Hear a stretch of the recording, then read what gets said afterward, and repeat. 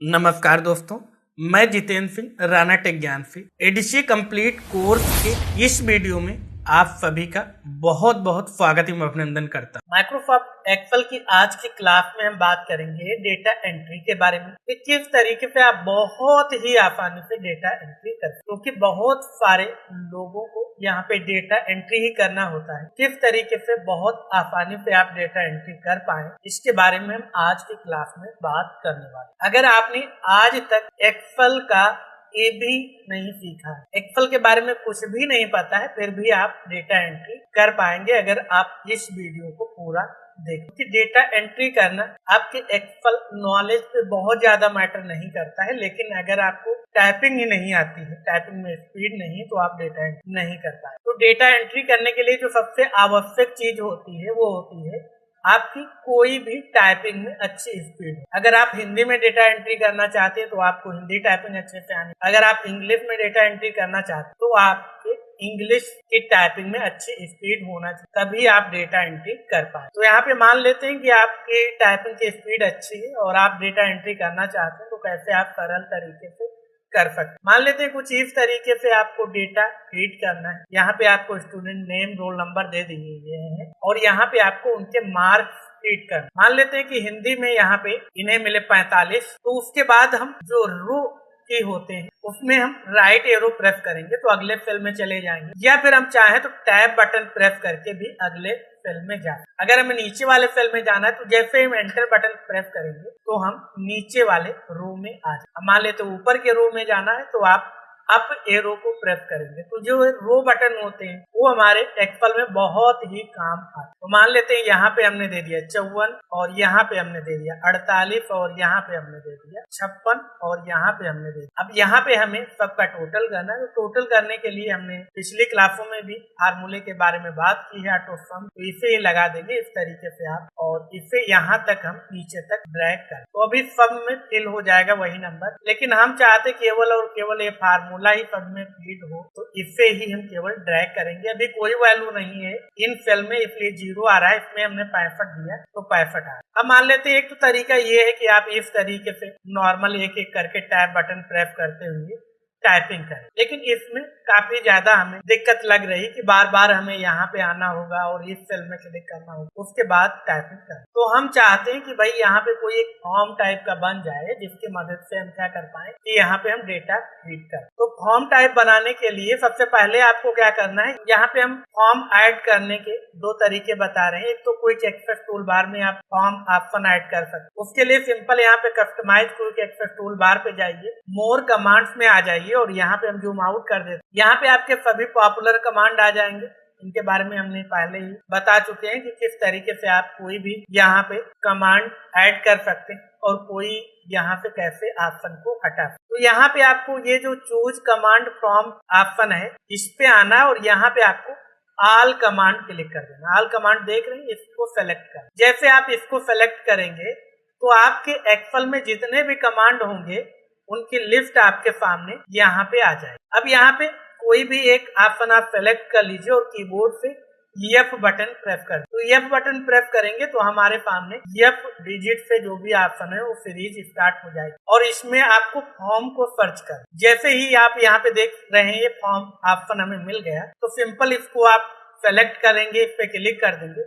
उसके बाद इस तरफ आप ऐड बटन देख पा रहे होंगे, यहाँ पे इस पे आप ऐड करेंगे और उसके बाद क्या करेंगे, आप नीचे आएंगे और नीचे आपको ओके बटन मिल जाएगा, इस पे आप ओके कर। तो ऊपर आप क्विक एक्सेस टूल बार में देख सकते हैं फॉर्म ऑप्शन ऐड हो गया। अब ये कैसे काम करता है इसके बारे में हम बात करेंगे, उससे पहले हम एक और ऑप्शन बता देते हैं। मान लेते हैं कि अगर आप चाहते हैं कि यहाँ पे जैसे ये रिबन में ऑप्शन आ रहे हैं, यहाँ पे ये ऑप्शन आ जाए तो कैसे ला सकते हैं। उसके लिए फाइल में जाइए और यहाँ पे आपको जाना है ऑप्शन में। सबसे नीचे आपको ऑप्शन मिल जाएगा अगर आपका माइक्रोसॉफ्ट ऑफिस का लेटेस्ट वर्जन है, और उसके बाद ऑप्शन पे क्लिक करेंगे। उसके बाद यहाँ पे आपको आना है कस्टमाइज रिबन पे। यहाँ पे देख रहे हैं कस्टमाइज रिबन। कस्टमाइज रिबन में आने के बाद आपके सभी टैब्स यहाँ पे आ जाएं। अब यहाँ पे मुझे क्या है, एक टैब ही क्रिएट करना है, तो न्यू टैब पे क्लिक किया और यहाँ पे न्यू टैब आ गया और इसको हम रीनेम कर लेते हैं। मान लेते हैं हम अपने नाम से ही इसे बना लेते हैं, जैसे यहाँ पे हमने दे दिया राणा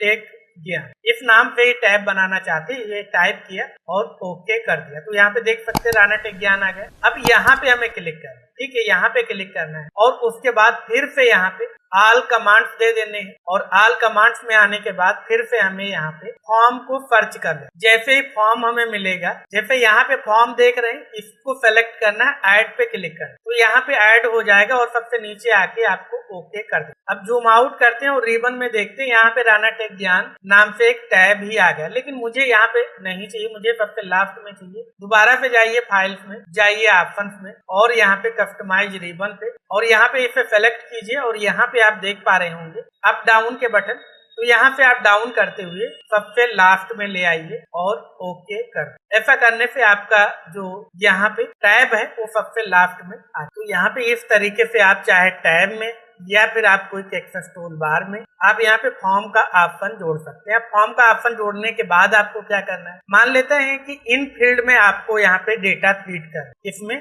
यहाँ पे Hindi, English, math, science, SST और आर्ट, यहाँ पे कॉलम्स में डेटा फीड करना, तो इन्हें आप केवल सेलेक्ट कर लें। अब फिर चाहे आप इस फॉर्म के ऑप्शन पे क्लिक कर दें या फिर इस पे आप क्लिक कर दें, तो आपके सामने इस तरीके का एक फॉर्म का पॉपअप आ जाएगा और यहाँ पे जो भी आपके कॉलम्स का हेडिंग होगा, जैसे यहाँ पे हिंदी था, हिंदी आ गया, इंग्लिश के आगे इंग्लिश, इस तरीके से सभी कॉलम्स आ गए। अब आपको इनमें डेटा फीड करना है, न्यू पे क्लिक कर देना है या फिर कीबोर्ड से एंटर बटन प्रेस कर दोबारा से करते हैं और यहाँ पे मान लेते हैं कि मुझे अगला रिकॉर्ड चाहिए, तो यहाँ पे इस तरीके से आप नेक्स्ट रिकॉर्ड भी फाइंड कर सकते हैं, प्रीव्यू भी कर सकते हैं या फिर यहाँ पे आप क्लोज भी कर सकते हैं। मान लेते हैं कि आप पूरे में पूरा डेटा फिर से मॉडिफाई करना चाहते हैं, एडिट करना चाहते हैं, तो इस तरीके से आप कहीं पे भी अपना पॉइंटर रखिए, किसी भी सेल को सेलेक्ट कर लीजिए, उसके बाद आप फॉर्म पे क्लिक, उसके बाद इस तरीके से आपके सामने यहाँ पे आ जाएगा। जैसे अभी हमारा ये अंकुल नाम का जो इसका रोल नंबर 1001 है, उसका डिटेल आ गया। मान लेते हैं इसमें बदलाव करना, यहाँ पे 45 आ रहे हैं हिंदी में नंबर, लेकिन मैंने गलत टाइप कर दिए थे। यहाँ पे मान लेते कि 48 नंबर होने चाहिए, तो 48 दिया। जैसे ही न्यू पे क्लिक करेंगे तो यहाँ पे देख सकते हैं 48 हो गए। अगले फॉर्म का डिटेल इस तरीके से आप यहाँ पे आगे पीछे करके भी देख सकते। अब मान लेते हैं कि जैसे हम यहाँ पे आ जाते हैं और यहाँ से आप पिछले रिकॉर्ड पे जा सकते हैं, यहाँ पे अगले रिकॉर्ड। अब मान लेते हैं कि मुझे ये जो सीता नाम का या फिर मान लेते हैं कि गीता नाम से ये जो रिकॉर्ड है, इसका रोल नंबर हमने गलत टाइप कर दिया। यहाँ पे ये 1010 था, तो 1010 देंगे और मान लेते हैं कि हिंदी में इनके नंबर थे 55 और टैब बटन दबाएंगे, अगले हम कॉलम्स में चले जाएंगे, अगले सेल में चले जाएंगे और यहाँ पे हमने अगले सेल में कोई नंबर दे दिया, टैब दबाया, अगले सेल में गए और यहाँ पे भी नंबर दे दिया, अगले सेल में टैब दबाएंगे। अब मान लेते हैं कि दो सेल में हम कोई भी डेटा नहीं देना चाहते, हमारे पास अभी नहीं है, तो हम इसे क्या कर देंगे, छोड़ दें। उसके बाद जैसे ही हम एंटर बटन प्रेस करेंगे तो आप देख सकते हैं गीता वाले यहाँ पे रो में ये नंबर फीड हो। इस तरीके से आप एक फॉर्म बना के बहुत ही आसानी से डेटा एंट्री कर सकते। अगर कोई भी बदलाव करना, अपडेट करना है, तो आप कहीं पे भी, मान लेते हैं यहाँ पे हमने पॉइंटर रखा, फॉर्म पे क्लिक कर देंगे तो हमारे सामने ये फॉर्म आ जाएगा। अब जिसमें भी आपको अपडेट करना है वो फॉर्म की एंट्री को यहाँ पे आप सेलेक्ट कर लेंगे। मान लेते हैं कि मुझे यहाँ पे योगेश में रोल नंबर इनका है वो 1023 है और मान लेते हिंदी में हमने नंबर दिए ही नहीं। 87 टैब दबाएंगे, यहाँ पे 63 और यहाँ पे हमने दे दिया 52, यहाँ पे दे दिया 48, यहाँ पे दे दिया 55 और यहाँ पे दे दिया 98। जैसे एंटर दबाएंगे तो योगेश वाले रो में हमारा डेटा फीड हो जाएगा और यहाँ पे टोटल भी ऑटोमेटिक निकल आएगा। तो इस तरीके से आप बहुत ही आसानी से आप डेटा एंट्री कर सकते हैं माइक्रोसॉफ्ट एक्सेल में। बस इसके लिए आपको हिंदी या इंग्लिश जिसमें भी आप टाइपिंग करना चाहते वो आपको आनी चाहिए और उसके बाद आप फॉर्म बना के बहुत ही आसानी बिना किसी दिक्कत के डेटा एंटर कर सकते। आशा करते हैं आज की क्लास में जो भी आपको बताया गया है वो आपको अच्छे से समझ में आया। फिर भी अगर आपका कोई भी डाउट है, कोई भी कंफ्यूजन है, कोई भी सवाल है किसी भी टॉपिक को लेकर, तो कमेंट बॉक्स में अवश्य लिखें। हम कोशिश करेंगे कि जल्द से जल्द आपके उस प्रश्न का, आपके उस डाउट का जवाब हम दे पाए। साथ ही वीडियो आपको कैसा लगा कमेंट बॉक्स में अवश्य लिखें। अगर आप चैनल पे नए हैं, अभी तक आपने हमारे इस यूट्यूब चैनल को सब्सक्राइब नहीं किया तो सब्सक्राइब अवश्य कर लें ताकि आने वाले सभी वीडियोज की जानकारी आपको सबसे पहले भेजी जा सके। और अपने दोस्तों के साथ इस वीडियो को शेयर करना बिल्कुल भी ना भूलें। तो मिलते हैं आपसे अगली वीडियो में, तब तक याद रखें ज्यादा लर्निंग तो ज्यादा अर्निंग, इसलिए सीखते रहें, और मुस्कुराते रहें। नमस्कार।